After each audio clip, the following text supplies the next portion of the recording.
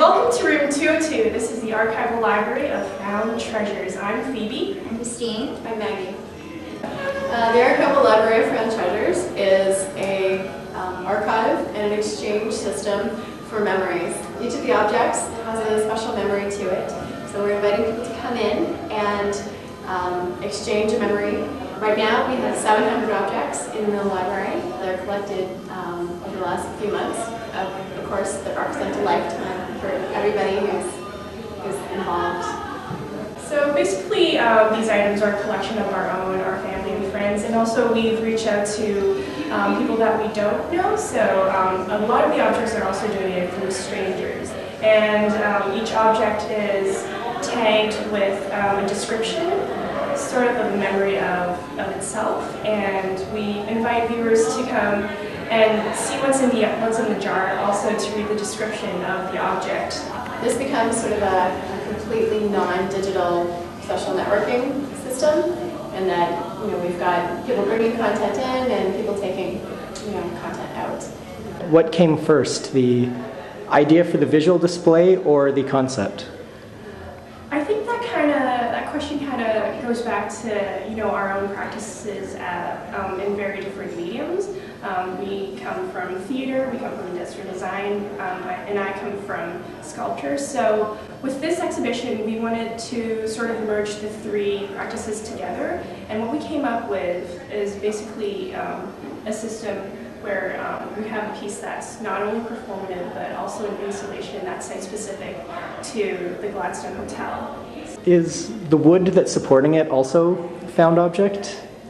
We were really, really lucky in that with a lot of perseverance and charm, we got the wood donated and we got all of the jars donated from Bernadine, who we're very, very excited to be part of this. So they shipped all the jars here, and it's just a matter of us kind of preserving the memories in that after. Is this going to be an ongoing project, or is this it? We're actually thinking about that since we conceived the idea to make it a traveling show in the future.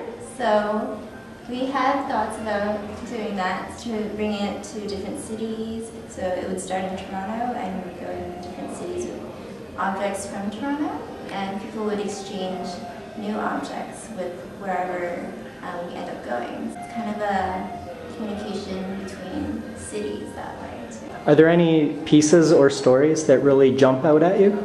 There are many. All of them are interesting and unique. One of my favorites over here is a little jar of booze that, as I was going through my house looking for memories, my dad filled this. I'm not sure why it was empty. Maybe he just swigged it on the spot. But my mom said you should fill that with water. So that kind of reminds me of being a teenager and topping up the alcohol bottles at home. And now, ironically, my dad is the one who's topping up the alcohol with water. You had it all the way up there. Yeah. To the one that's sticking out of the jar. I really thought that was fun in that there's missing pieces to the inspector gadget. So if you were the one who was taking away the object, you would have to go out and find the other pieces or solve the mystery of where all the other pieces are. So it kind of continues the story. These are basically Cheerios that I was bringing to class one day as a snack, and I guess somewhere along the line of heading towards my seminar, I realized that I accidentally spilled them all in my bag. So these are some that I saved, and I wanted to exchange it with whoever. Regular or honey nut? Honey nut. Yum. Is this project an exchange only, or are people welcome to make additions? We're certainly encouraging additions. We're really hoping that people bring stuff in, and we've asked them to when we invited them to the show. I have a friend who was so excited about the object that she told me the whole story. So hopefully she'll be bringing it in, and it involves possibly a piece that maybe might have been stolen from Castle Loma. So, and that might have happened at a TIFF party. So I'm pretty excited about that piece because it's got a piece of Toronto, a piece of history, and a little piece of deviant culture to it. Do you have a lot of experience working together? Actually, no. This is the first time we've ever met each other, and let alone having to coordinate together. For this exhibition, we kind of got randomly put together into this room to create a piece, and that was how we started off working with each other. So we do come from very different backgrounds. We came from a lot of different backgrounds as well as different areas of Toronto, so meeting up together was quite a feat as well. Every time we met up, it would have to be somewhat central or we would accommodate each other, but I think it all worked out.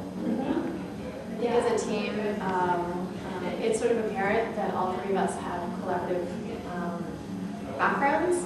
Once we sort of started to get going, it ended up moving forward really quickly and pretty seamlessly.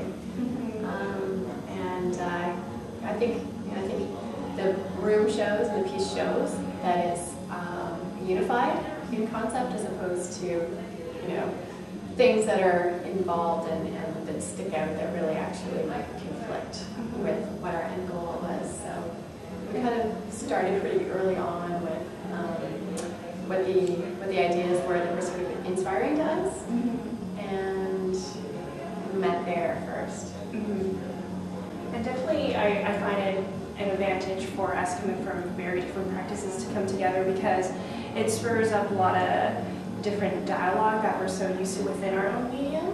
And I think this piece sort of reflects that because it's definitely not, something that we haven't done before, and it's somewhat foreign to our own practice and our own medium. So that was definitely a great surprise for us. Yeah. Great experience. Definitely. So you are happy to continue this project together? Yes. I think we all put our best effort into this.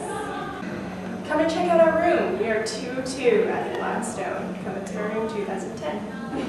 Thanks. See you there. See you there.